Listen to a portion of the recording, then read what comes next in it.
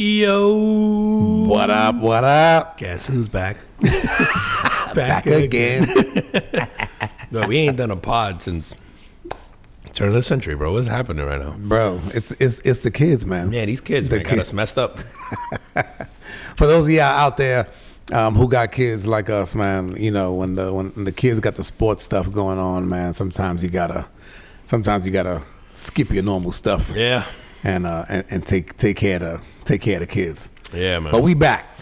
Damn it. That's right. Welcome back, everybody. Let's go. To the Carpet Footman Podcast. He is Juan and I'm Sean, and every week we get together, have a few drinks, talk about things going on in the world, try to focus on things making an impact, whether they be good, bad, or otherwise. Hit him with the drink of the day. Listen, man, Sean came through. I was a little under the weather, and I'm going to be building wells for people in the Congo by tomorrow morning because Sean came through with Henny.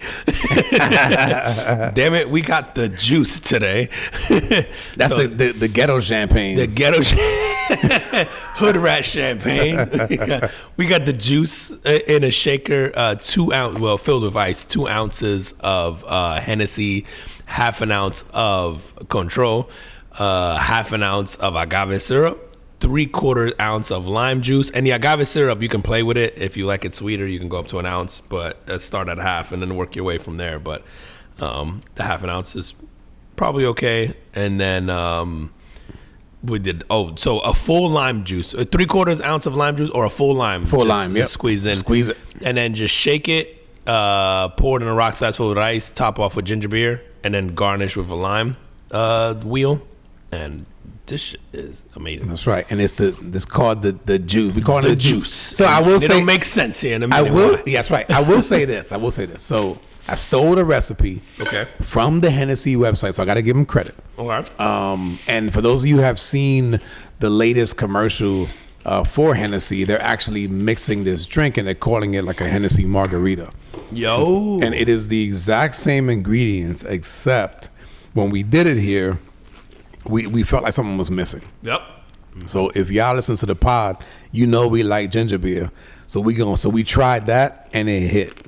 So we added the ginger beer on top, but the ingredients are exactly the Hennessy margarita on their website. I think as soon as you go on there, you can see it. So definitely want to give them credit for that. And we know a lot of our listeners are Henny drinkers. I was trying to find the commercial because it's out there, man. I can't think of the girl's name and it's bothering me. It's the one that goes Byron. What movie is that? Is that like a Tyler Perry movie? I feel like it's a Tyler Perry movie with like Lil Bow Wow's in there, right? Isn't Lil Bow Wow Byron? I think so. But it's that actress. I don't know her name either. Oh my god. But yeah, this drink is good, man. It's good. Y'all gotta try it out. Now, what I was surprised is, dude, the price point on Hennessy has risen, but you know what? Like everything else, right? You're going to have to back off the people from Harlem now, bro. This is why they don't have bitters, bro. They can't afford it. They have to pay for the Henny bottle. That Henny bottle, man, with tax was like $50. And I'm like, Henny used to be like $32. What happened? Man. There's a reason why everybody drank Henny. I also paid like $4 for eggs the other day. So $4 for a fucking loaf of bread. So yeah, like I get it. Like is that a lot? Wait, $4 for a loaf of bread, bro? Yeah. I'm not. And I'm talking like I don't, if you now again, if you get like I don't buy bread. Petrus Farm or you get one like the higher end brands that you're gonna pay a little bit more. But if you get some raggedy, Wonder. Yeah. No, I sound like an asshole saying that. I said that because cause you don't shop. I don't shop like that. Yeah. So So I wouldn't know. I'm like, man, is that a lot? I do remember a gallon of milk going to buy one. And my gauge for a gallon of milk was when I was a teen, and my mom would send me to the store. You know what I mean? And she'd send me like $2, $3 maybe. Now it's like $4 or $5. Oh yeah, see, yeah. I want to say it's like $4 and change. Yeah. I remember my mom would send me to the store with $2 and a couple quarters, and I'd get a gallon of milk or something like that. Yep. So I just had no idea. I don't shop like that much. And then when I do buy milk, because I don't drink enough of it, I always buy the half ones or the really small ones. Oh yeah. I don't drink a lot of milk, and what I do drink is like almond milk, and that's $4 anyway. Yep. So it's like. Yeah, you're killing the bees. Why is that? I mean, like fuck them bees, bro. I also drink a lot of honey, so give me my almond milk. So I'm offsetting. I'm offsetting my Holocaust of the bees. All right, man. Hit him with the Carpet Footprint. What you got? Man, this week we have none other than the juice himself, O.J. Simpson. Hence the drink. D carbon footprint. Hence the drink. Damn it. Listen, the drink being a black drink is purely coincidental. I didn't even think about that. I didn't put that together. Really? I think about that the whole time. But yeah, man, fucking OJ. OJ passed away this week, which I didn't even know he was sick. But OJ, prostate cancer. I had no idea. But also, yeah, I think as males is definitely something that we need to. I think we need to get into. That's something we need to be aware of, man. But especially with the stigmas and stuff behind the screening. But dude. Just OJ, one of those things, man, where the infamous Bronco chase is one of those like moments in life where you remember exactly where you were, when it happened, when you were watching, or when you heard about it, or like there's very few moments like that in your lifetime, and for me, the OJ Bronco chase was one of them. And then if you go even beyond that, his run as a pro athlete in the NFL, he was elite. Like, he was great. He was one of the all-time great running backs. I mean, you're talking like this is Saquon Barkley. Like to put in perspective, someone today. This is Saquon Barkley 10 years from now. Being accused of murdering his wife and running off in a Bronco. And it's televised, and because the chase scene was televised. Maybe even more, bro. Like this guy. So remember, he broke Jim Brown's record. Jim Brown at the time was revered and still is by many people as the greatest running back of all time.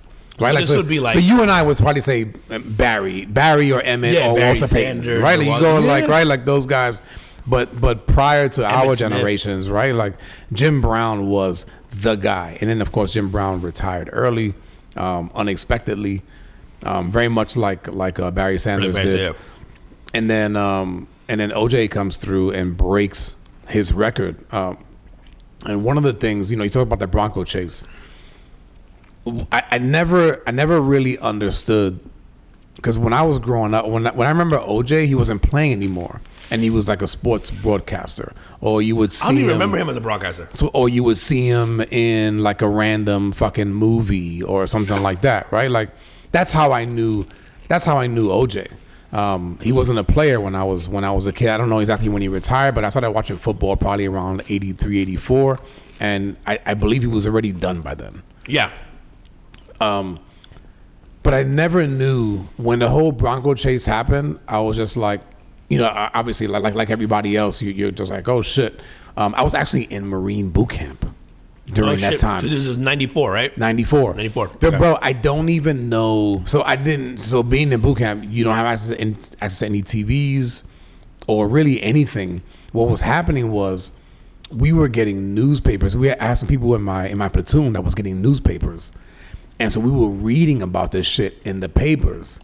And at the same time, this is the year that the Knicks went to the finals against Houston. Oh, yeah, the Olajuwon team. Yeah. And it was funny, man, because I was a Knicks fan at the time, and I'm going like, oh shit, like they're finally in the NBA finals. And then it was like, oh shit, but here's this OJ thing that's going on. And then come to find out, there was one of the finals games was on that day, and the shit started happening during the fucking final game, and in Madison Square Garden, the people, there was like all this like chatter in the fucking people in the stadium, and people were leaving their seats and going out to where the TVs were to watch the fucking Bronco chase. Hilarious. So here we are, right? Like the Knicks about to, could win the championship, which they ended up not winning, right? And this thing happens, and it's so big, and I never really understood why it was so big. But then if you go back and look at OJ's career and the kind of guy that he was, and he was, obviously he was a great football player. He was a really humble guy, right? Like at least portrayed to in the media. Goes on to announce games. He's a really likable public figure. Mm-hmm. And then when this shit pops off, the people that remember him for what he was just like, what the fuck? Not OJ. So it just makes it the story is so much bigger because of who God. we thought he was. Dude, and then the impact he's had, like, you know, we wouldn't have the Kardashians without him. We wouldn't have. He made reality TV. He made reality TV what it is today. She like, was born. Yeah, damn it, pay homage to the king. But, dude, That's an interesting take, actually, bro. I mean, bro. Before that, there wasn't. Do we really think Robert Kardashian is these girls' dad? Like, come on. There's some black in them for sure. But like obviously who he was, all that stuff, like leading up to it, and then you get the infamous trial with Johnny Cochran, and you know the whole glove thing. You know, if it don't fit, you must quit. And then how that just captivated us forever. Like I remember watching that trial. And as like a 7-year-old, bro, 8-year-old, wherever I was at the time, and it was just, it sucked us all in. And then I think this is on the heels of, you know, Rodney King and the LA riots and all this stuff. And that's right. And was that 92? That happened in 92, right? So there's still this like and this tension. is 94. Yes. Yeah. So this would be like, you know, like we get the George Floyd thing during the pandemic, like 2020. Yep. And this would be like 2 years later, again, you know, this happening with a running back today. And then I think people were livid about obviously the verdict, but there are also people who are celebrating. But I think a lot of this had to do with, I think there was a community, like especially people amongst the black community, who just wanted to win at that time. That was it, bro. They just wanted to win. And I think a lot of them believed that he did it, but they were like, fuck it.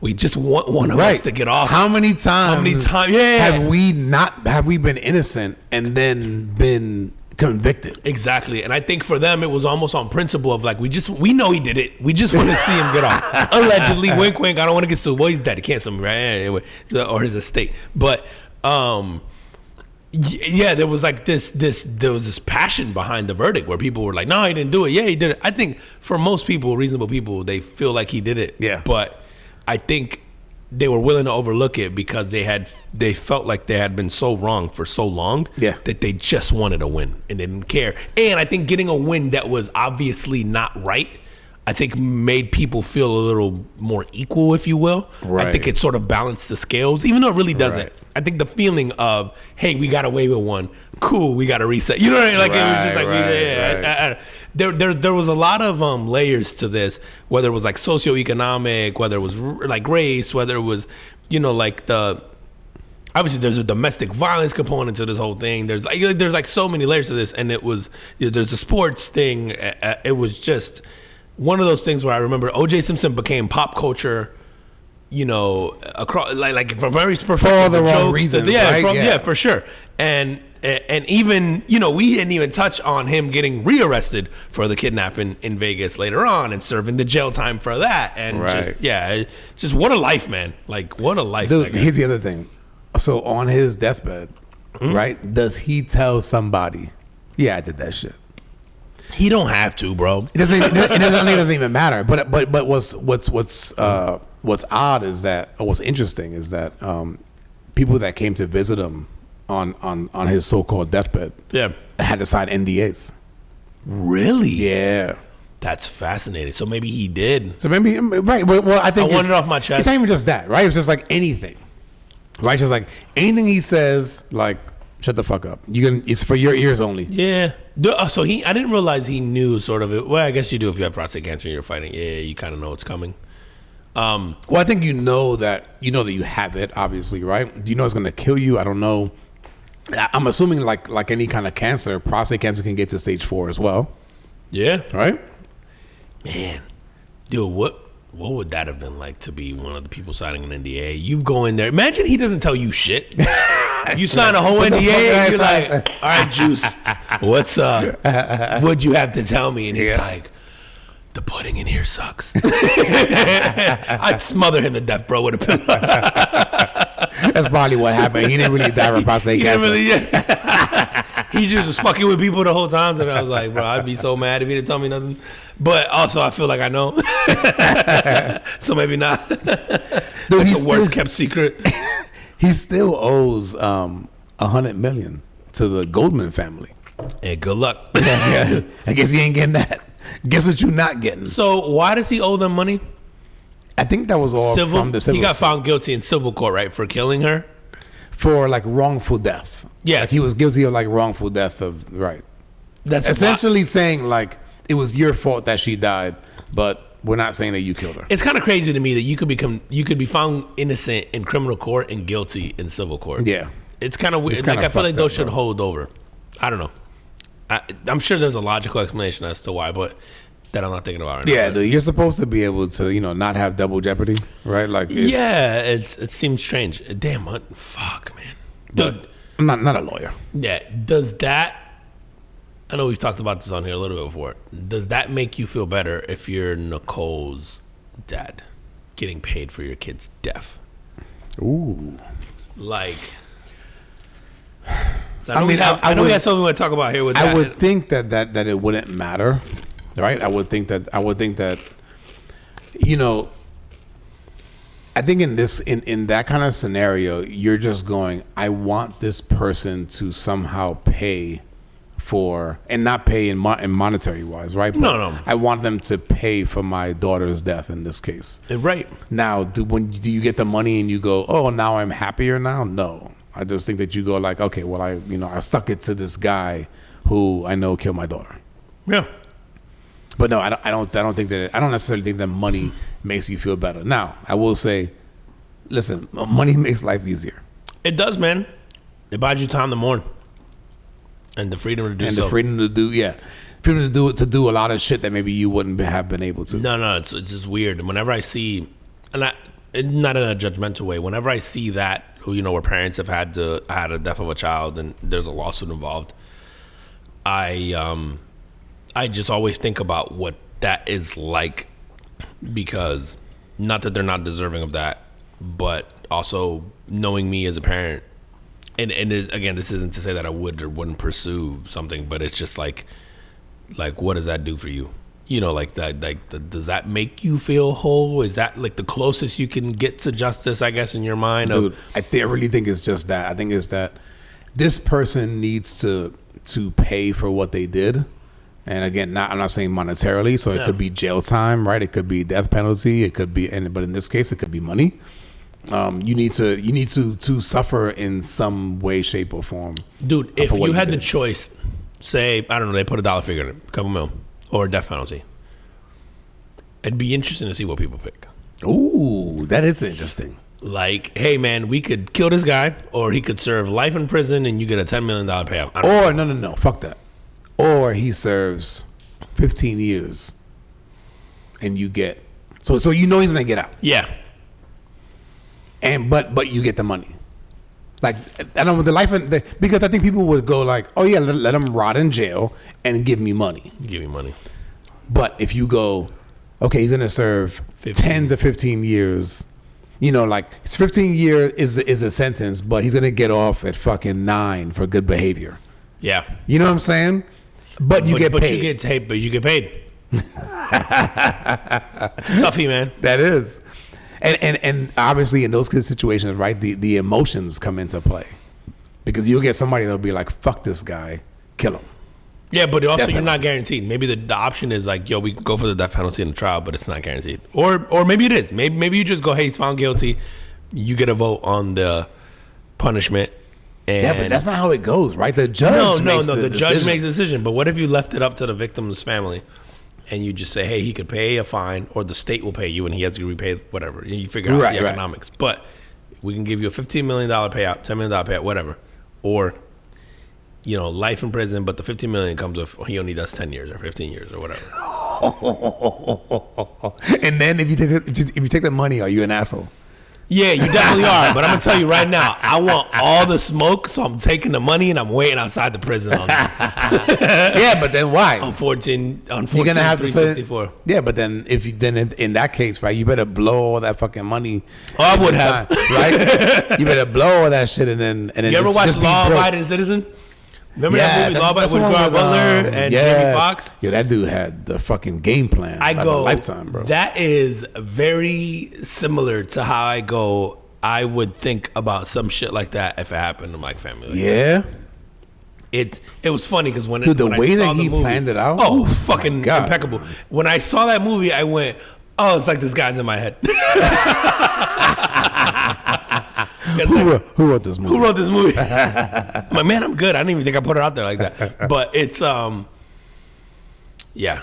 That's a fascinating one. But it is interesting because you go, man, you could serve life in prison. And because my beef with death penalties and all that stuff is like, I'll see all the time now with some headline where it'll be like, prisoner to be executed today in Arkansas. And it'll be like, for the murder of so-and-so in 1982. And I'm like, 40 years ago, bro? Yeah, right. And we're executing them now? Like, it's pointless.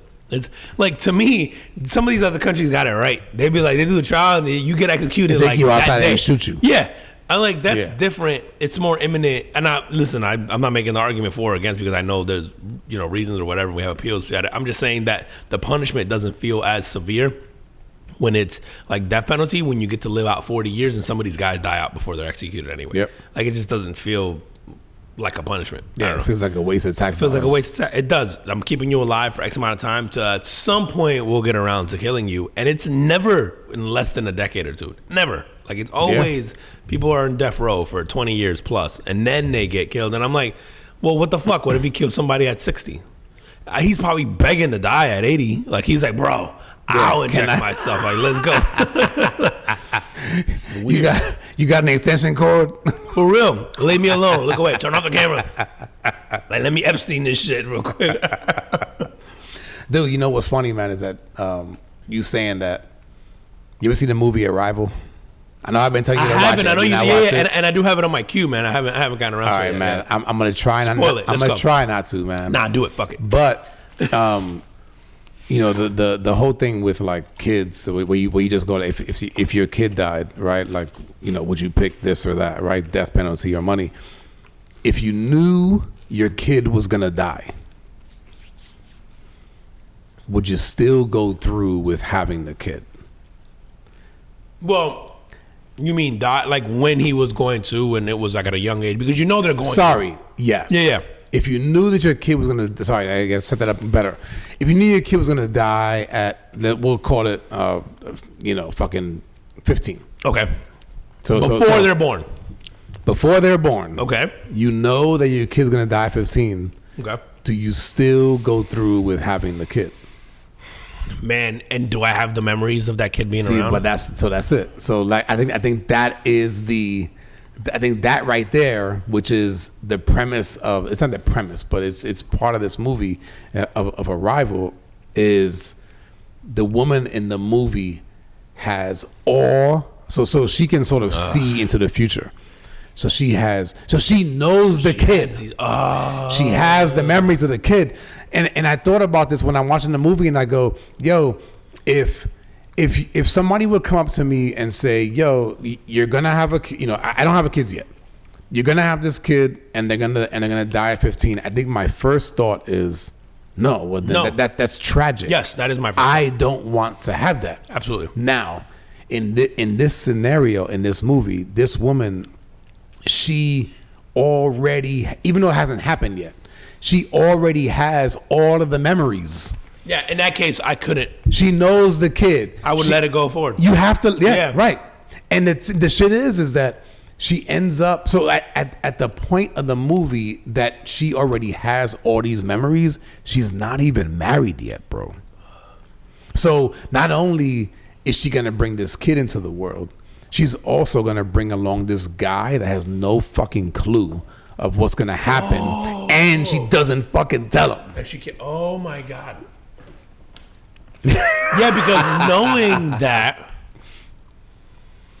I would say if I already have the memory, then of course I let it move forward because I know, I'm thinking about the person, with my kids now. Yes, you know the person, and you're gonna go, I'm gonna give this person a chance to live, even if for 15 years, because we're gonna have 15 amazing years. However, whatever, if I don't know them at all, I'm not moving forward. Mm-hmm. It really does change if I have, obviously, the memory. Yeah.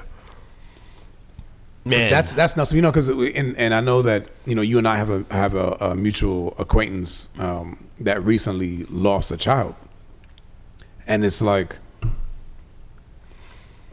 I hope that they're grateful, and I'm sure they are. I hope that they're grateful and happy for the time that they had, because their life wouldn't have been enriched No. without him being here for that time. Dude, we have 2 in that same circle. Yeah. I'll tell you who off air, but there was another person in that circle who had, while we were there, lost their child in like a car accident. Like early adult years child, like let's say late teens, maybe early 20s. That sounds familiar. I can't. But also very heartbreaking, obviously all that stuff. It's weird, bro. Kids are weird. I have so one of my uncles lost a baby. Like he had a child that was born, odd circumstances. I won't get too far into it, but essentially the baby passed as an infant. Okay. About a week into its life. So I think it lived a week. I could be off on that, a few days. But I met the baby. I got to see the baby. I went to the hospital, met this baby, went to the NICU, saw it. Obviously, we were all still hopeful at that time. We kind of knew it was up against some odds, and we were kind of hopeful they would pull through. Once they're born, you go like, I think that the thought is, they're here, they made it out. They're gonna, the people that in that hospital are they know what the fuck they're doing, and it's gonna pull through. He'll pull through, and the baby did not, right? And so, one of the first funerals I've ever been to in my life. I've been very fortunate, man. That I say fortunate, but also very weird about death. I think we talked about this on here. I don't go to a lot of funerals and so this is I couldn't not go to this, right? So because I wanted to be there. But one of the first funerals I've ever gone to, mind you, this is a baby we've never met, right? Like people have never met. Obviously, you have parents who've gone through. You had a mom who went through this baby in the womb and stuff. All of us saw this baby in a NICU. We don't have like a relationship. Devastating. One of the most heartbreaking things I've ever seen in my entire life, man. It was gutting. And I remember my daughter was born in the same hospital, and my daughter was premature, some other stuff, and she was and they took her up to the NICU, to the unit. And I remember I went up to the room, to the NICU, and they're like, hey, you can go see her now. She's in a NICU bed. She's fine. She's stable. Nothing life threatening. They thought. But she was in the same spot that I remember visiting my younger cousin. Same exact spot, same exact room, same exact thing. And I walked into the room, be fucking heart-wrenching, and bro. it fucking gutted me, bro. I walked into the room and I got chills and everything. And I looked at the nurse and I went, move her. And the nurse was like looking at me and she's like, hey, no, it's just. I'm like, you need to move her out of this room, like now. And she must have thought I was a crazy person, in hindsight. And then she was just like, no, and she's trying to talk me into the thing. And I remember like stopping her, going, you need to move her out of this room like now. And she just kind of looked at me, was like, okay. Yeah. And, they wanted to move her. Did they have some other place to put her? Yeah, they moved her into like a thing. But it was that like weird feeling. You never explained it to the nurse? I think I did. Okay. I told her later on, like, hey, like, and she was like, oh, and she kind of gave me the look like that would have helped to know. She's like, we thought we were just freaking out because we get parents, and I think in her mind, like I thought I was being crazy, and obviously I'm sure she thought I was too, but also I think they deal with that so much. Yes, because again, you're in an ICU ward for babies. It's an emotional thing. Time, yeah. And my daughter's fine now and all that stuff, but I just remember that feeling of there. And it was odd, man, because kids are, like you get this attachment to kids very quickly. Again, like, this is my younger cousin. We hadn't spent time, like he hadn't spent like holidays with us. He hadn't been around. He hadn't done stuff. It was still such a gutting experience, right? Because you just don't look at children like that, at babies like that. And so like, yeah, when you're telling your story, I'm like, no, do I have the memories? Like, no, I have to deal with the heartache of it anyway, because in my mind, if I have the memories, I'm already dealing with the heartache that person doesn't exist. Right. And so I might as well let that sort of carry out, because I also know the cool things that they're going to do. I also know the fun they're going to have. I also know, so you have to let that. So knowing that you have those memories, when you meet the woman that you're going to have the child with, do you tell her? No. Wow. Yeah. I mean, I don't disagree with you. Yeah. But if you're on the other side of that, like, don't you want to know? Sorry. Maybe you don't. No, you know what? I don't know. Maybe you don't. That's really a night. But then aren't you really fucking pissed if you find out later? Because if you, for sure. But I think if you know that, then how you live your life through that experience changes significantly, right? Then you're always on edge. Then you're waiting for that moment. Then you're thinking you can change it. And I think it takes away from you being present and enjoying. Like in my mind, I'm thinking, If I tell you, that's how you're gonna be. If Yeah. I don't tell you, you're gonna paint the eggs with them on Easter and do that and do the egg hunt and all that stuff. Like if life is normal, and that's what that baby deserves, or that child deserves, and Right. that the Christmas, you're gonna be normal, and that's what that child deserves. Like that's why. And for me personally, I'm also a very much a let me shoulder that burden person. Like if I know, I'm not the kind of person that needs the company and the misery. Like I'm like, I can take that on and then just let you be oblivious to it and have a good time with it. So yeah, I think for me, like I wouldn't even have to think about that. I just wouldn't say anything. But to your point, I would be livid the other way around. The other way around. Yeah. Yeah, you'd be fucking pissed. I don't know that I'd be pissed that they didn't tell me. I would be. I don't know that. Yeah, like I don't know that I'd be pissed that they didn't tell me, but I think I would understand why they didn't tell me. But yeah, I guess I would rather know. Yes, I think that if you explain it right, you go like, okay, well, I get it why, but I would have rather not gone through this experience. Had I not known the child, if I don't have those memories, I would choose not to go through that. And you didn't give me that choice. But I also think, and man, this is the human nature. That's you picking the easy choice of not going through that emotional experience. Agreed. And so, I don't know, man. For some of us, we need to feel that. We need to go through stuff like that. Yeah, I don't know. It's tough, man. It's tough, man. Dude, especially with kids, man. Like I get accused all the time of being pretty cold-hearted and aloof. You too? Yeah. And admittedly, I can be, but there is something, man, to me, like kids and old people, man. Like I do have a soft spot for that. So like, yeah, like I think I joke about this shit all the time. Like the things that'll set me off all the time will be like the fucking Make-A-Wish kids on a Sunday on ESPN. Those are the fucking shows that break me down. But like there's something about that. I don't know what it is, man. It's like the I don't know if it's the innocence. I don't know if it's the not wanting them to be able to fulfill, or there's that naivety and that innocence that comes with kids where they're just so happy about shit that you're like, I don't want to take that away from you. Yeah. That's a weird one for me, man. Like I always want kids to go like, I think, and I tell this to my kids all the time. You have this finite amount of time to be a kid. And it's very, very short in comparison to the rest of your life. Yeah. Right? Like you have, let's say 14, 15 years that we'll treat you like a kid. And then after that, we start treating you, quote unquote, like an adult because we're preparing you for the real world. And then after that, you're in the real world and you're a fucking grown up. And forever. You have to deal with all the stresses that come with that forever, right? Like for 80 years, if you're lucky, past that. But you only get this like little tiny, 12 to 15% of your life to be a child. And it's the most, I think, stress-free time for most, hopefully, right? It's the most stress-free time. It's full of curiosity, it's full of wonder, it's full of heartbreak, it's full of like stuff, and like you want kids to experience that. And so I think understanding that, it would suck for me not to let someone live that. Yeah. But on the flip side, I would be mad, and I'd be a hypocrite in that. Yeah. But yeah.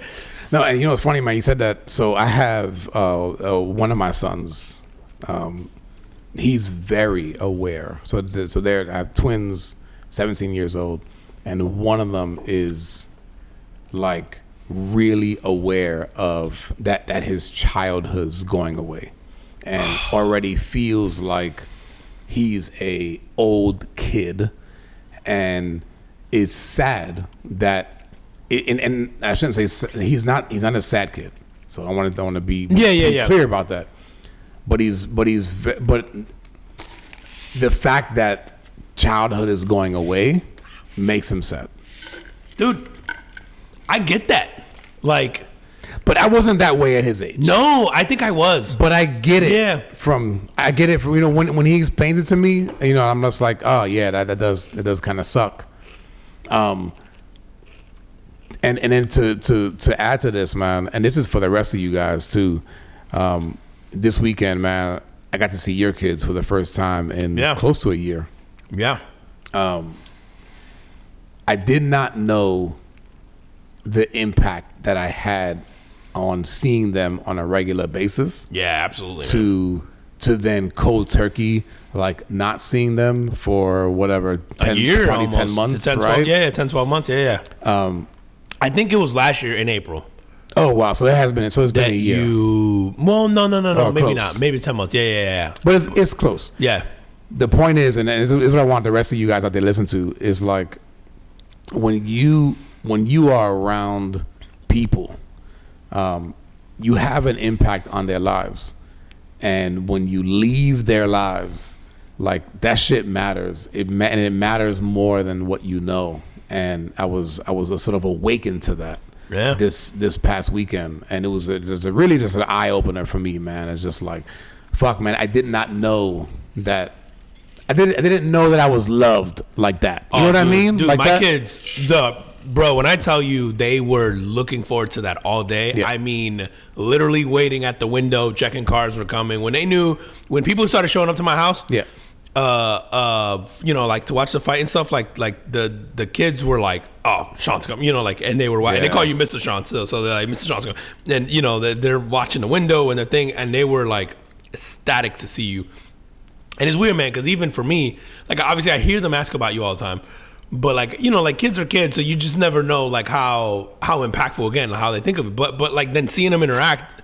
And then seeing how they like constantly ask about you, and I can just see their demeanor, and I know what they're normally like. I was like, oh wow, this is really meaningful to them, like seeing them, dude. And then, man, like shout out to your boys, because like my kids, like my daughter's like me. She'll talk your ear off, and you want to tell her to shut up, and she could drive you nuts. And then my son, although he's my quiet one, when he's excited about something, he just wants to tell you about it, and he wants to tell you everything about anything. And your boys were so patient with them, and so and I think for them, especially my boy, that means a lot to them, because they're just kind of like, oh shit, like the cool old kids are listening to me and they're spending time with me and all that stuff. And it was cool to see them interact, man. I was just telling you before, like even talking to your boys, I was like, oh my God, this is like talking. This is a good hang. Like this is like talking to. They are, man. They're good hangs. Yeah. And yeah, shout out to you guys, man, because they've done. They're such good boys, such like so well grounded. Because again, like they could have been assholes to the kids, and they weren't. I'm sure they wanted to be, and they weren't. And just talking to them, you're like, wow, you guys are gonna be grown up soon. And for me, it's just a punch in the gut, because I've known them since they were literally infants. Like I've seen. Yeah, though you and I have been friends since the first year of their life.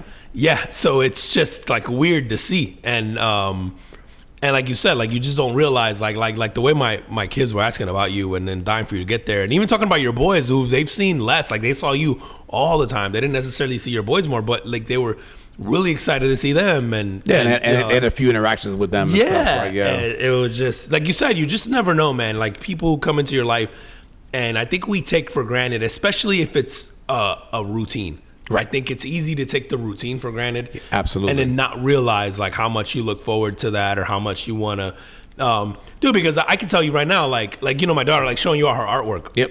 There's been numerous times where she'll be like, take a picture, show it to Mr. Sean, right? And I'm like, yeah. And I'll take the picture of the thing, and I probably won't send it to you. And I'm like... You're such an asshole. Because, yeah, and I'm also conditioned so fucked up that I think that's just a thing that people say. And you forget that kids are like, no, they don't have that yet. Yeah. Like, they mean that. You know what I mean? Like, you know how we are. Yeah, you know how you run into actual someone? humans. Yeah, you know how they're like real people. They're honest. Like, you know how you run into people, you're like, we should really get together, but you don't mean that shit. Like, right. You don't want to get together. There's a reason why you haven't seen each other, right? And you're like, yeah, we should get together. It's been a while. You're like, nah, there's a reason it's been a while. Like, I just assume everyone operates that way. You forget kids don't have that yet. Nope. They're not jaded yet. And they ask about you all the time. It was like, oh man, maybe I should make it a point. But it was cool to see, man. It's like you said, you just don't know. And it was really fun for me to like interact with your boys and talk to them, and I found myself like laughing internally, going like, "This is wild!" Like and I'm looking at them, going like, "They're little men, like they're like, yeah, bro, it's crazy, man. Come a long way, man. Yeah, and they were also excited about seeing you. They're not seeing you in a while. Like they keep talking about coming here. Mm-hmm. And I'm so like, I gotta bring them over here too, man. But they were also excited, man. So good to see. And again, for you good people out there, fucking, if you have seen people, if you are in people's lives and then you suddenly leave and you think that no one cares, it's not true. No, yeah. No, man. And I'm glad. I'm really happy obviously it's up to us to like do something about it. But I'm really happy that like sort of happened because it did. Like I'm glad you had, we were talking about it's an eye opener, bro. It is. It's an eye opener. Like I'm glad you did because I left there thinking the same thing, going like, oh wow, like I didn't realize this was that meaningful to them. Right. And then I think about the interactions I had as a child, or the people that I still sort of like, like have a love for, and I have this endearment for, and I'm like, oh wow, like you're that to them. You're just like you're a family to them. So they're just kind of like, oh, they're like, why haven't we seen them in a while? And again, for us, I think it's easy to be dismissive of it. And you think they're just, they're doing again what we do to people, like try to be cordial, like, oh yeah, like I miss you, man, like but they actually meant that shit, man. Yeah, it was cool. They don't have that yet. They haven't been trained yet. They're still good people. All right, man. Let's move on, bro. Caitlin Clark this week, #1 pick in the WNBA draft, $338,000 contract, about $54 million. She broke off of what Wembanyama got in the how much? in the NBA, about 54. He got 55 mil. Over how many years? 4 years? I think it's like 4 or 5. Yeah, so her contract's 338, you said, over 4 years? 338. I don't know the year. I think it's 4 years. Is it 4 years? Yeah. I was, when I first saw that, I go, oh, 338 a year? That's great. No. Like, I mean, it's not great for professional but NBA sports. It would have come a long way for but WNBA. Yeah, if it's 338 per year, like that's phenomenal for.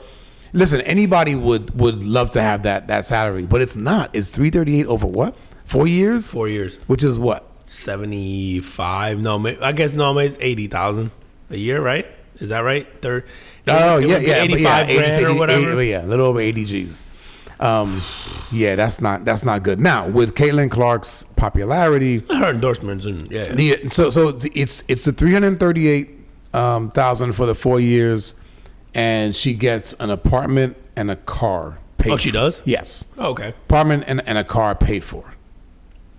So it's not, but so it's like, I mean, essentially, like you said, $80,000, but then she gets taxed. Plus you get. Yeah, right. The apartment. Hopefully, it's a nice apartment. You're at least 20. She's at like 60 G's net, which is wild. It is for somebody with that kind of popularity, and you figure she's gonna make it up in endorsements. Yeah. She probably shouldn't have to. But dude, you think about her teammates. She's one of the fortunate ones. Oh, the rest absolutely. of her teammates are living on 30, 40, 50 grand a year. And I'm sure there are people listening to this who are going like, that's good enough. That's not a lot of money, bro. I don't know where you live, but dude, 30, let's say 50 grand a year. It's $25 an hour full time. Yep. Ish, yeah. That's not a lot of money. And sure, you could say, hey, to play a game or whatever, yada, yada. There is a cost, I think, when you're in that.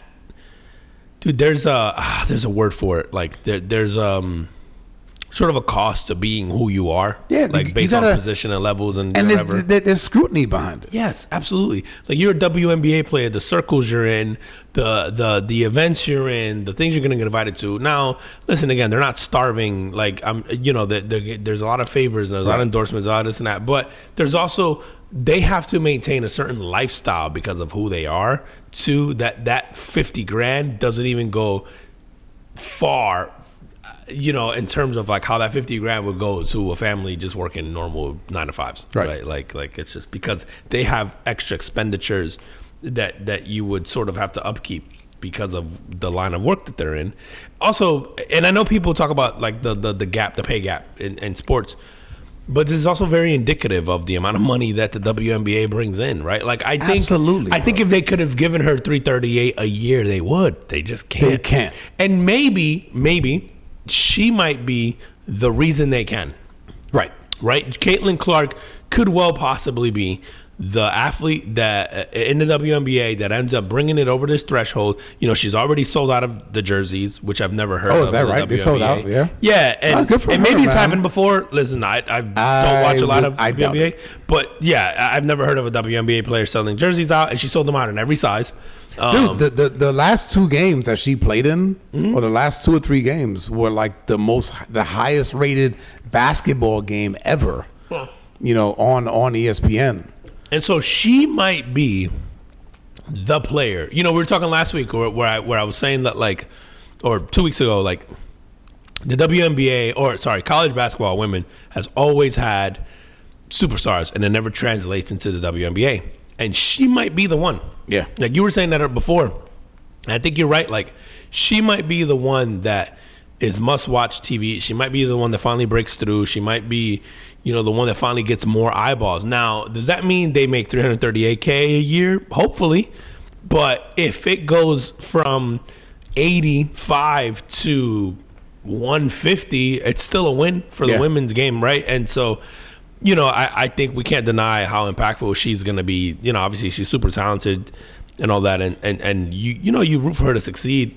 And it's not that you don't want to see them make the money that you think that they should get, but, you know, it's like everything else, man, like supply and demand and the economics and all that stuff. Dude, I tell you what, man, it's all about the eyeballs. Yep. And so if people watch, they will get paid. That's right. If you guys are upset about it, watch the game. That's it right there, bro. If you are upset that the women's game gets paid so much less, go fucking watch the games. And go buy a jersey. Whether it's buying tickets or watching it on TV, go buy the merch. Like, support them. Mm-hmm. And then they will get paid more. Now, it's going to take them years to catch up, and they may never catch up to the men's game. But it's not really about that, right? It's just about putting them in a better position. So if you want to support them, definitely turn the fucking TV on, watch the games, buy the merch, buy tickets, go to the games live. That's how you support these women. Absolutely. Like, whenever I hear people complain about them, I'm like, when's the last time you bought a WNBA jersey? Yeah, when's never. the last time you watched a game? Never. Yep. And so if you want to change that, then those are the things you can do. Yep. Watch the game, buy a jersey, buy merch, whatever. And we will pay them what they deserve based on the amount of revenue they generate. And I think it's that simple. You know, you made a comment to me when I was like, hey, like, are you watching this game? I think we were texting back and forth, and I was like, you watching this game? And then you turn it on, and you're like, like, I hate you. And then you go, oh, I just saw them miss a layup. I'm not watching this. But it's funny, man, because if I think about the women's game of what it was, and it still probably is a lot of layups, right? Yeah. However, the Caitlin Clarks of the world, and she's not the only one, putting in, like, this chick can shoot from wherever on the court. Yeah. And that is watchable basketball. Absolutely. Yeah, it's the Steph Curry sort of effect of basketball. Yeah, I was I think it was my brother I was talking to this weekend about this, and in the height of sort of I was coaching sort of like high school age basketball for a time there, like I remember my that, brother's team and all, and I remember at that time JJ Redick was I don't know if you remember, JJ Redick was a stud in college. Oh yeah, just most hated man in the country, but balled out. Was he on Duke? Yes, he was. Yeah. So Duke's already a hated school. Correct. You know, he was an amazing player. Just also, I mean, JJ Redick could ball. And I remember at the time talking to parents on the teams that I was coaching, and the argument, you know, and I would tell the boys, like, hey, well, you know, watch basketball. You know, watch college, watch some NBA. And I would tell them, like, things to look for. Yeah. And I remember getting into discussions with a lot of people at the time, you know, especially some of the parents, about why they prefer college because the NBA didn't play defense and they didn't try and this and that. And I remember just telling them, going, no, it just doesn't look like they do. And then they were like, no, they don't play D. And I go, no, the 5'10" kid in college is running his ass off to close out, you know, because he's 5'10" and he's got to hustle and he's not as athletic. I'm like, Kevin Durant takes 2 steps, or whoever it was at the time. It probably wasn't Kevin Durant, but I'm like, takes 2 steps and puts a hand up and he's there. Like, all you need to look at is JJ Redick was dropping 40 a game at Duke. He can't even create his own shot in the NBA. He has to come off a screen or has to catch and shoot. Otherwise, he can't even create his own shot in the NBA. I'm like, that tells you how much defense these guys, like, they're just so good. It looks effortless. It doesn't, like, I go, that's now it listen, right there, the intensity in playoff basketball obviously gets heightened, but it just looks so easy because these guys are that athletic. I'm like, you're talking about wingspans that go 7 feet. You're talking about, you know, guys who are 6'7", 6'8", 6'9", who move like point guards. You're talking, you know, like, and they just kept giving me shit about how like the college game was just so much more pure and this and that. I'm like, you have no idea just how good these NBA guys are. It just looks like it's easy, and that's why you don't think they're trying. Dude, it's like that with everything, man. When you have somebody that is just so good at what they do, and especially when you're watching stuff on TV. Yeah. We as fans, I don't care what kind of sport it is, we can sit back and criticize guys for misplays or whatever. Like, the shit that these guys are doing, it's hard. Oh, dude, I'll be on my couch eating Doritos, criticizing these guys all the time. I'm like, you missed the layup, you bum, knowing full well I couldn't have a layup in transition in the NBA. It is, man. It's hard. So, kudos to those guys. Kudos to Caitlin Clark and all of the women that got drafted in WNBA draft, man. I hope this is like a, because of the popularity of the college games, I hope this translates well into the WNBA and it continues to grow. Yeah, me too, man. I get a lot of shit, and it's funny because you'll text me. A lot of people text me. Listen, I have a daughter. I don't want to be misogynistic in women's sports. Y'all forced me to be this way. Damn it. I want to like it. I want to tell my daughter that she could be just as good as Steph Curry, and I want to mean it. So damn it, watch some games and buy some jerseys. Bro, did you see the supposed end of the world this past week, fucking man? solar eclipse. Bro, I want my money back. That shit was so disappointing. Actually, man. Oh my god. I mean, I know you. I mean, we're in the same area, right? So yeah. I watched it through the 3D glasses. Yeah, I did too. I think I ordered like 10 of them for like $6 on Amazon. But it feels like you're watching some shit on TV that you could have just made up if you got to look at it through glasses.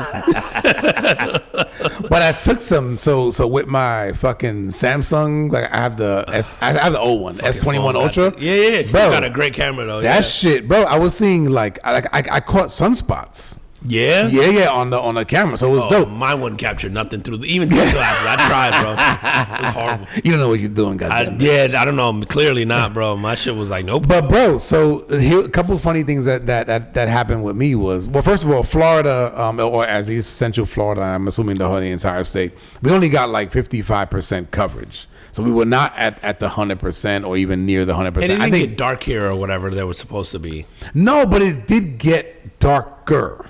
Did it though? Yes, I positively fucking definitely did, bro. It was actually like I was outside watching, so I'm looking up, and then when it got to that halfway point, I took the glasses off and just kind of looked around, and I was like, yeah, like it looks weird outside. I was like, it ain't darker here than it is when it rains. It's funny that you say that, man. One of our listeners, man. Shout out to Dave and Gail. I think they're over in like the Tennessee area. Shout out Dave. He was supposed to get close to 100%.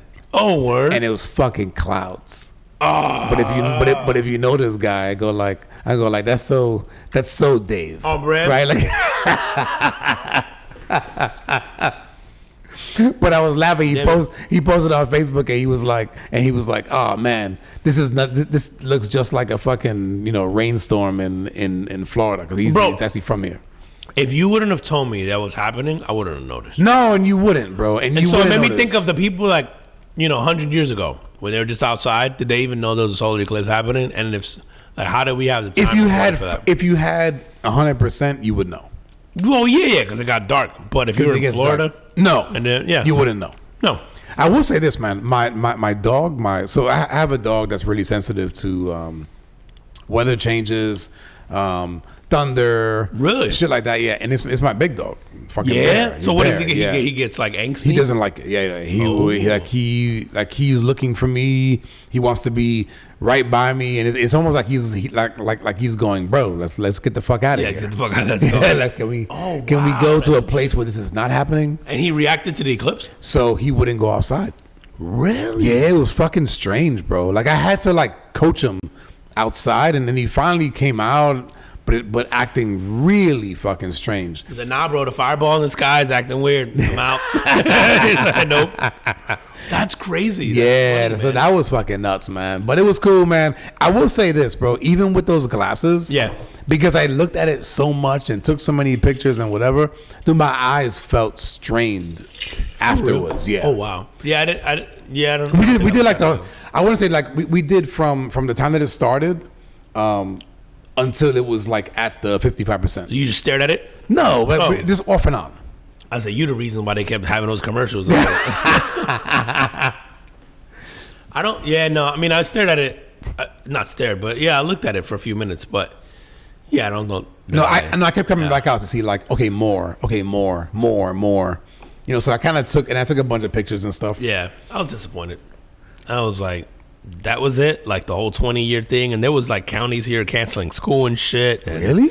yeah, there For was what? like, because you could look up, I guess, and get your eyes damaged, or I don't know, man. You can get your eyes damaged by just fucking looking up on I think it's you know, a little tomorrow. more. I go, yo, yeah, if I just wouldn't have said there was a solar eclipse. You think these kids are paying attention to that shit? They'll find out on TikTok man. that afternoon when they get home, and then it's their parents' fault. They're blind. And no, like you can't. If you look up at it with the naked eye, you can't see it. No. Especially when if it's not full, right? I If it's- couldn't tell If it's shit. not full, you can't tell. I couldn't tell shit until I put the glasses on. Yeah. It looked like a normal Yep. Tuesday to me, or whatever it was. But like I said, once it got to the halfway point, it looked weird outside. I would say that's the way I would describe it. Okay. Yeah, I was like super disappointed for sure. I will say I do want to go somewhere where it's 100%. Yeah, I want to see it get dark in the middle of the day like yes. that. Yeah, me too. Absolutely. I think that shit would be cool. Yeah, and I've Because seen. I'm sure some people's experience is wild. Did you see Well- Charles Barkley's reaction to that shit? No. On Pat McAfee? No. Do yourself a So favor. was he in a place with 100%? I don't know, but he was like, there was a comment, I guess, of people who were in the 100% saying Yeah. that it was like life changing, Yeah. and there was like once in a lifetime experience and everything. Charles Barkley goes, "What a bunch of losers." He goes, "If the solar eclipse was the thing that your day is like, you're a fucking loser." You gotta watch the clip; it's so funny. It's so on brand for Charles Barkley. Yeah, I don't know that it would be life changing. However, I do feel like it's something that I want to see it. Dude, I would say because of you, when I look up at the sky at night and there's like a bunch of stars and shit. Oh, yeah. No diddy. I'd be like, oh shit, I think that's Venus or it's, fucking Jupiter or whatever. Yep. And it's because of you. Yeah. Because I know how much you'll point shit out, and I now see stuff and I'm like, oh, that's so and so. One of my kids asked me the other day, and I'm like, how you know? I'm like, Sean told me. No, that's the North Star. I'm like, nah, that's what it's like Jupiter, I think it was, and Yep. they're like, no, it's not. I'm like, that's Okay. what Sean said, man. Blame him.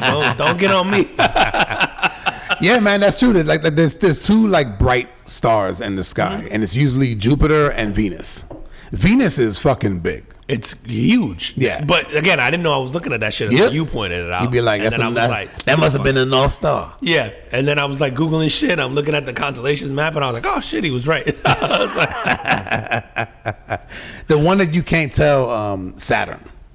Like Saturn, you need like an app. You need to like an know actual where it app. is because that shit looks like every other fucking star in the sky. gosh. That shit was funny. And they're like, are you sure about that? I'm like, almost positive. My resident astronomer on the podcast. No. Yo, how we doing on time? Dude, we're right. We're at 59 minutes. So Oh shit, dude, we ran through that shit. I we think, sure did. Do we want to get on the Florida shit? Yeah, You man, want to let's and fucking when it do was ended with the Florida shit? Florida's been wilding, bro. Well, this is partially Florida. Yeah. We should say the police thing. Let's get. Good point, because Right? the other one is in Florida. Yeah, It's yeah. a police thing. So start it off. Which I know this clip is older of this guy saying this, right? Like, I don't know how old this is, Okay. bro. See, I gotta listen to this. I gotta pull it up right now. Florida, we crazy over here. Mm-hmm. But this Florida dude or this Florida police officer, basically like condone killing people that enter your house. that tells me that it's a resource issue, bro. All right, well, Save money on bullets. Listen up. We don't know which homeowner shot at him. I guess they think that they did something wrong, which they did not. If somebody's breaking in your house, you're more than welcome to shoot them in Santa Rosa County. We prefer that you do, actually. So whoever that was, you're not in trouble. Come see us. We have a gun safety class we put on every other Saturday. And if you take that, you'll shoot a lot better, and hopefully you'll save the taxpayers money. It's kind of savage. First off, the fact that he goes, whoever that was, come, bro. Don't you know the home that it happened in? When you know who it was, sounds like your detective department might need some upgrades. First off, we're not mad at you. We're not mad at you. Come on in. We actually prefer that you shoot him. I guess if you're a police department and you're like, yo, fuck it, it's less paperwork if you just kill this guy because he broke into your house. Dead men tell no tales. Like, fucking. But it's so on brand with Florida. Oh, man, yeah, right? it's Florida as fuck. It's now, so good. I will say this, because there's sometimes people will be like thinking that like Florida's like extra fucked up. Like, it's not. Like, people are not dying over here and getting shot and all that shit, right? Like, it's not happening. However, there is that.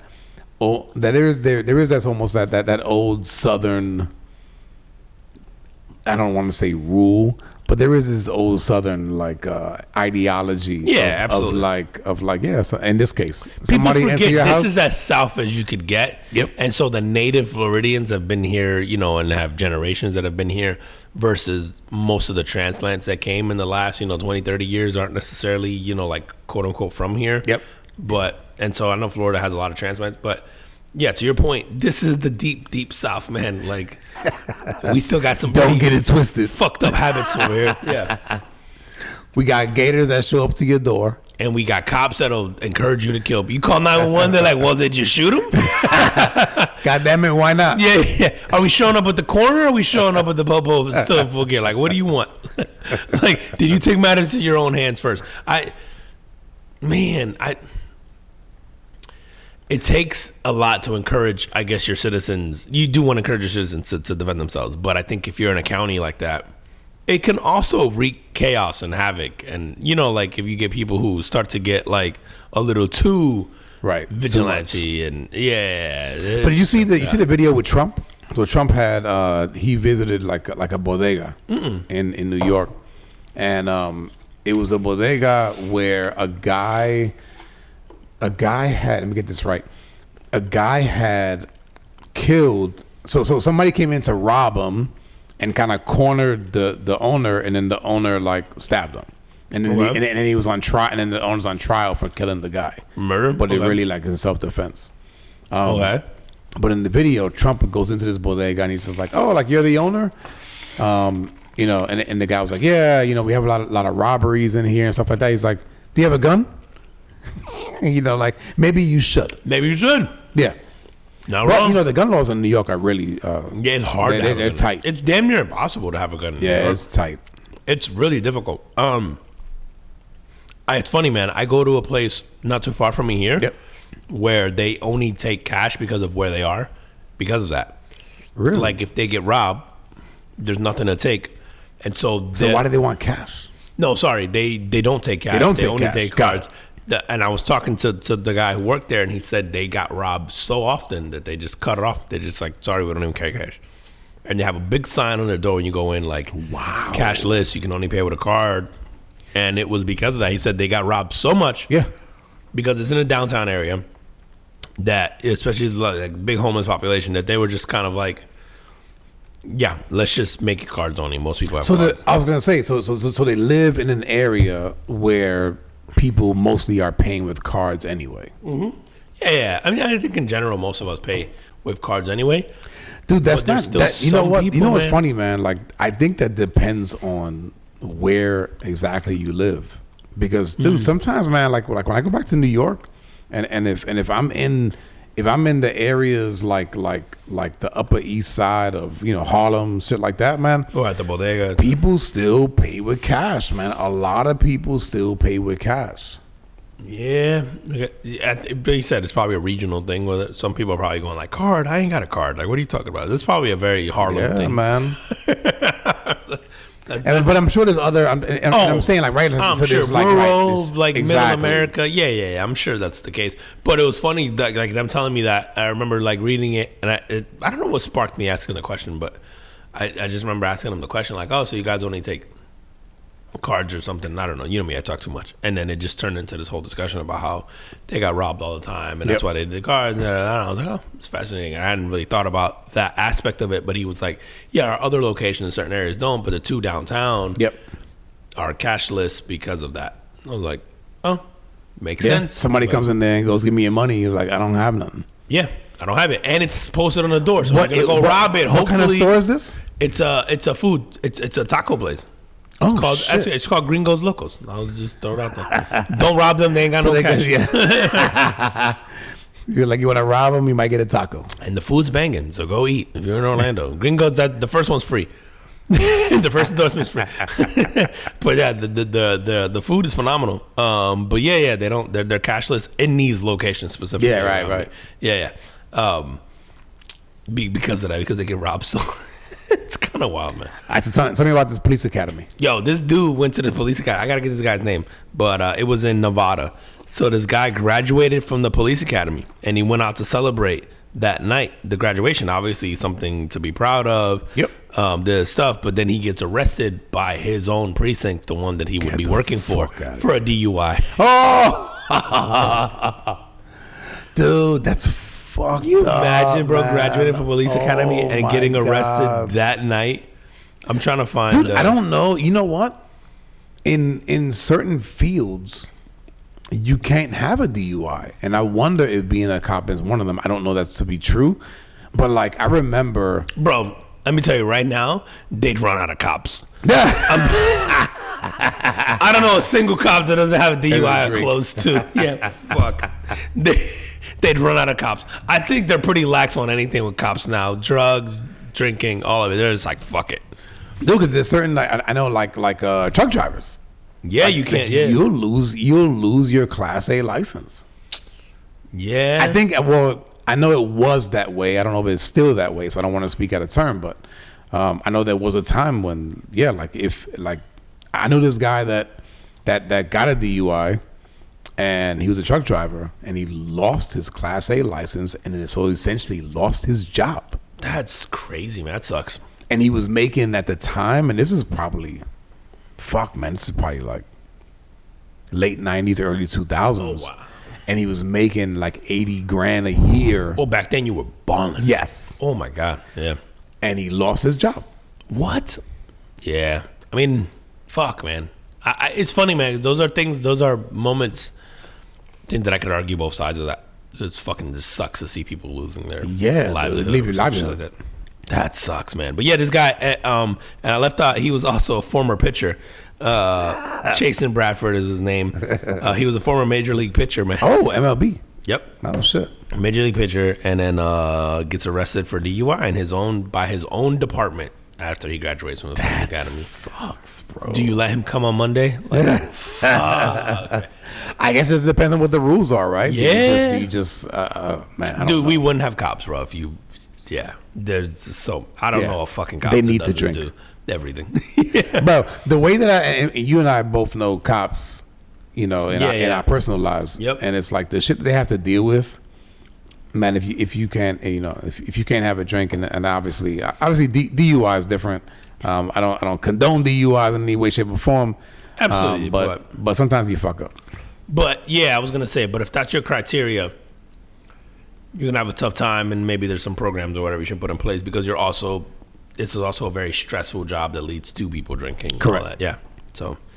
I thought it was funny when I first saw it. I was like, damn, man, you get arrested by your own police department like that, and then I started thinking about it more and more. And the more it's fucked up. It's fucked up, but it's funny.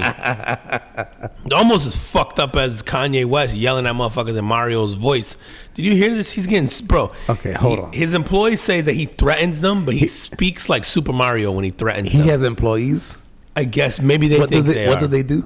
Fucking work for him at his, I don't know, shoe, or maybe they're what do you call it, personal assistants. But they say when he threatens them while speaking in a Mario voice. Like Mario Brothers? Like Super Mario Brothers, yeah. Can you imagine fucking Kanye West, bro? What does Mario even sound like, bro? Like, it's me, Mario. But he would have to be like, he'd have to say some wild shit. It's me, Kanye. You are fired for being stupid. The slides don't match. He'd just be like, what? Let's go. I'm trying to think of what the fuck he's mad about if you're Kanye. Bro, what? That guy, man. And I don't know, how does this shit make the fucking news, man? Bro, we're that bored. We're that bored. We're that comfortable. We're that set that we're like, oh, what's popular today? And it'll be like Kanye West and his chick walk outside in a stocking, and then it's news, bro. You see, his wife doesn't wear clothes for some reason. I'm sure it's by design by him, and because we're talking about her. Yeah, that's probably But that's probably by design. She wears like condoms and pantyhose out as outfits. It's just the weirdest fucking thing ever, bro. I don't know. She just never covered up. And he is not right. He's not running for president this year. I think so, right? We think that that's the case. Yeah, I think that's the case because you're right. He ran the other year, right? Yep. Nope. I think it's still Biden, Trump, and RFK. And then whoever else is in the other Dude, parties. you brought up a great point before. I'd never considered this, that this is the first time that we know, like, we don't need debates and all that because we're voting for people who we've already seen run office and we know what they're like. Bro, this is the first time, bro. This is the first time in I think in history. I could be wrong, man. You guys could correct me if I'm wrong, but yeah, like, we've seen Biden, we've seen Trump. You know what you're getting. We have on the job, yeah. Dude, there's no need for fucking debates. There's no need. I don't want to see them in debates. I don't want to see them anything. Like, you should already know who you want. Nah, I want to see them pass an EKG. I want to see Biden's fingerprints. Make sure he's not really dead. I'm like, nah, homie. We're just gonna put you. Yeah, fuck. I was gonna know that you can be conscious for the next 4 years. Yeah, but it's like, yo, do you want, if you're happy with the way things are going now, then you probably know who you're voting for, and right? And if you're not, then you're probably voting for the other guy. Yeah, and if you're, you want to make it up to someone whose uncle may or may not have been killed by our government, you vote for a different guy. Yo, and on that, tell them where they can find us. Yo, at the Carbon Forward Podcast on IG, the Carbon Forward Podcast on YouTube, Facebook, at Carbon FP Pod, and then on TikTok, and then at Carbon FP Pod on X/Twitter, whatever you want to call it now, and then all your favorite audio platforms: Amazon Music, Audible, Apple Podcasts, Spotify, all the big ones, and then GeoSav in Ghana, and those in India. So hit us up. Let us know what you think. Give us some drink recommendations. Give us some reviews. We love the text messages. I know you got some messages this week about the episode last week, which, to be candid, I was not expecting any at all about this one, and it's always cool to see. You just don't know what people sort of resonates or what sort of triggers and all that, and so it's always cool to see, like, I think we're both especially hard on ourselves about the pod. Yeah, and absolutely. So when you do get messages from people and they talk about something that you didn't think mattered at all, going back, to take this full circle what we were talking about before, you just never know what the thing is that people sort of like that resonates with them. So shout out to you guys, man. Thank you guys. Keep the messages coming, man. We really do appreciate those. We read them, we talk about them, we exchange them, we do all that stuff. So yeah, keep them coming. Absolutely. And as always, we appreciate you guys. We'll see you next week. See you next week. Peace. Peace.